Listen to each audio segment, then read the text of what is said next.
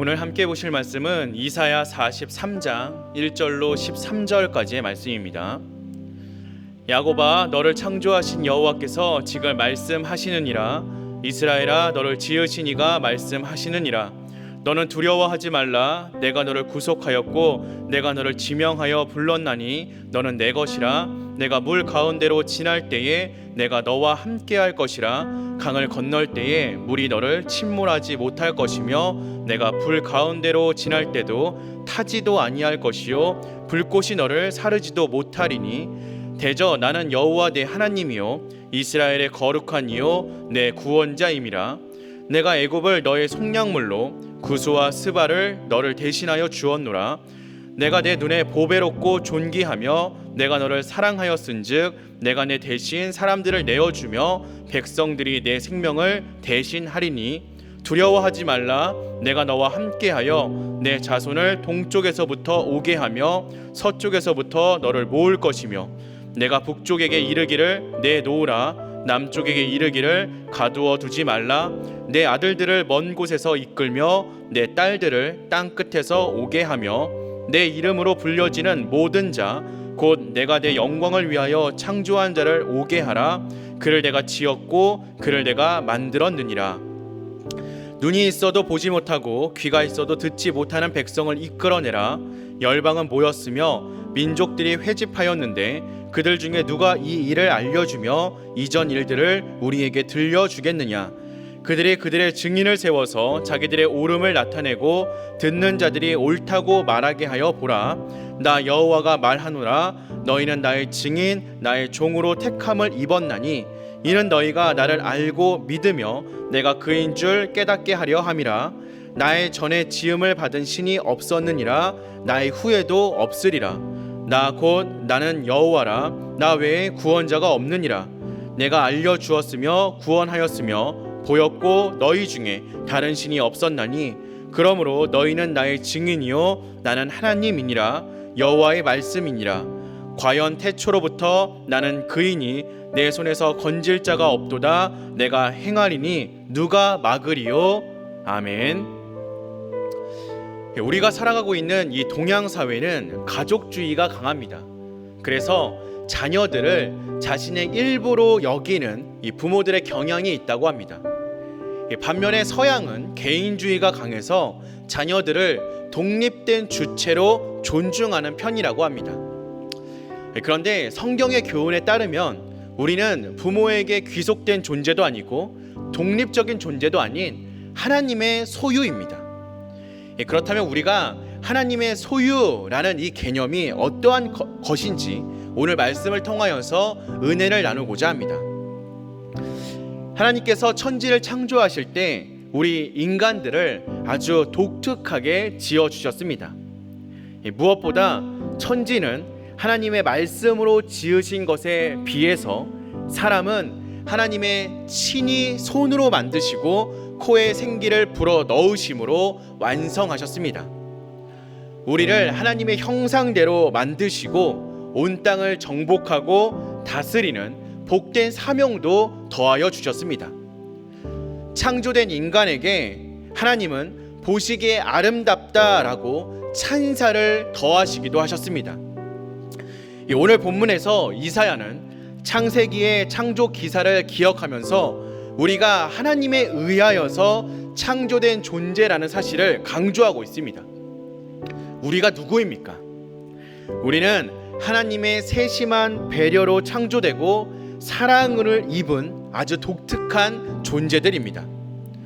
그러므로 우리의 소유권은 우리 자신에게도 또 우리 부모에게도 있지 않고 오직 하나님께만 있는 것입니다. 우리가 서로를 소중하게 여기고 스스로를 소중하게 여겨야 하는 이유가 바로 여기에 있습니다. 이사야는 더불어 우리가 누구인가를 설명하면서 아주 특별한 단어를 사용하고 있습니다. 바로 구속하였다라는 표현입니다. 구속하였다라는 말은 원래 소유자가 어떤 물건에 대하여서 잃었던 권리를 다시 얻기 위하여 값을 지불하고 샀다라는 의미를 가지고 있습니다. 이스라엘 백성들은 원래 하나님의 소유였습니다. 그런데 이들이 애굽에 머물면서 어느 날부터 종살이를 하였고 노예 취급을 받았습니다. 하나님은 노예로 고생하는 하나님의 백성들을 불쌍히 여겨 주셨습니다. 그리고 그들에게 자유를 주기를 원하셨습니다. 하나님은 많은 값을 지불하시고 그들을 애굽 땅에서 이끌어내시어 가나안 땅으로 인도하여 주셨습니다. 이제 그들은 하나님의 구속함을 얻어 자유인이 되었습니다. 우리도 마찬가지입니다. 우리 역시 죄의 종이 되었던 사람들입니다. 죄의 대가로 정죄와 심판을 받아야만 했습니다. 하지만 하나님은 예수님의 십자가 희생을 통하여서 죄의 대가를 모두 치르셨고 다시금 우리가 하나님의 자녀가 될 수 있도록 붙잡아 주셨습니다. 우리는 다시 한번 하나님의 소유가 된 것입니다. 성경은 우리에게 선택의 교리를 설명하고 있습니다. 우리가 하나님을 선택하기에 앞서서 하나님이 우리를 선택하셨다라는 것입니다. 여기서 왜 하나님이 불공평하게 누구는 선택하고 누구는 선택하지 않으시냐라는 해묵은 논쟁이 벌어질 수 있습니다. 하지만 하나님께서 우리를 선택하신 이유가 다른 사람에게 하나님이 우리의 창조주가 되시고 구속주가 되신다라는 사실을 증언하기 위함이라면 이야기는 달라집니다. 이것을 우리가 소명적 선택이라고 부릅니다.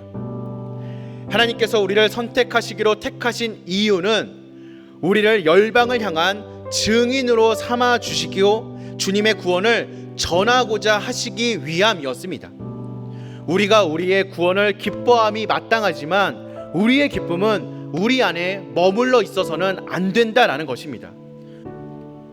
우리의 기쁨은 우리 밖으로 흘러가야 합니다. 영적으로 무지하고 무감각한 사람들을 향하여 우리의 기쁨이 나아가야 합니다. 하나님의 구원을 힘있게 증언하는 증인으로 살아야 하는 것입니다. 우리는 하나님의 부르심에 응답해야 하기 때문에 우리는 또다시 하나님의 소유가 될 수 있는 것입니다. 우리는 하나님의 소유된 백성으로서 하나님이 우리의 창조주 되심과 우리의 구속주가 되심을 온 세상에 증언하는 사명자로 힘있게 살아야 합니다. 하나님의 창조 목적을 기억하며 주님의 뜻대로 살아가는 것이 바로 참된 주님의 백성이요 주님의 자녀요 주님의 소유가 되는 것입니다. 우리의 사명은 바로 거기에 있습니다. 사랑하는 성도 여러분, 우리는 하나님의 소유된 사람들입니다. 우리가 이 사실을 믿는다면, 우리가 이 사실을 기쁘게 생각한다면 우리는 하나님의 말씀을 전하고 하나님의 살아계심을 보여주는 사명자로 살아가야 합니다. 오늘 하루 우리의 삶이 그렇게 증언자의 삶이 되기를 소망합니다. 우리의 남아있는 모든 삶의 순간들을 통하여서 살아계신 주님, 우리의 창조주가 되시는 주님, 우리의 구속주가 되시는 주님을 증언하는 주님의 사명자가 되기를 소망합니다. 우리가 그렇게 살아갈 때 우리는 비로소 참된 주님의 자녀요 참된 주님의 소유가 될 줄로 믿습니다. 우리가 그렇게 살아갈 수 있기를 주님의 이름으로 기도하겠습니다.